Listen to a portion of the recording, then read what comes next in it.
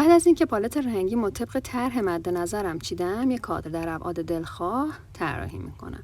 رنگ کادر رو رنگ روشن میذارم که بعد توی ایمیج تریس به مشکل نخورم. حالا میام از افکت قسمت تکسچر استینگلاس رو انتخاب میکنم، تنظیماتش رو سل سایز رو روی 35 و تیکنس رو روی 6 میذارم، اینتنسیتی هم 0. اوکی، انتخابش میکنم. از آبجکت اکسپند اپیرنس رو میزنم و در نهایت ایمیج تریس.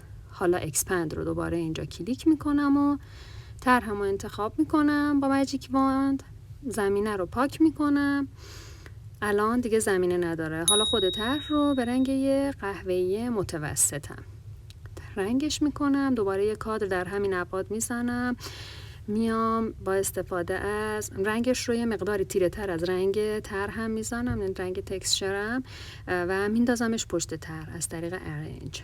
حالا این دوتا رو با استفاده از الاین تنظیم میکنم که دقیقاً بیفتن روی هم. حالا از این تکسچری که اینجا دارم رو ببینید، با دقت بگیرید، بکشیدش طوری که لب به لب مماس با هم باشن بدون هیچ فاصله ای.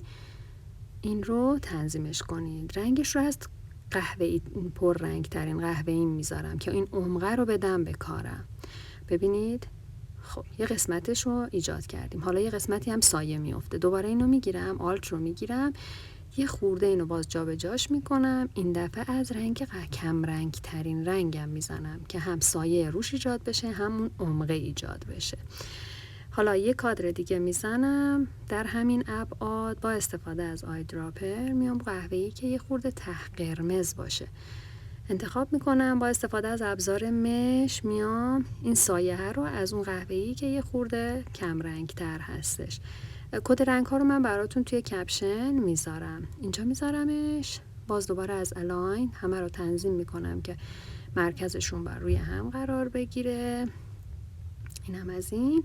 حالا میخوام طرح زیری پیدا بشه. میام از ویندوز ترانسپرنسی رو باز میکنم و توی این قسمت اوورلی رو میزنم. ببینید این کار نهاییم ایجاد شد. شما با استفاده از همین روش میتونید چرم با هر طرح و رنگی که دوست داشته باشید ایجاد کنید.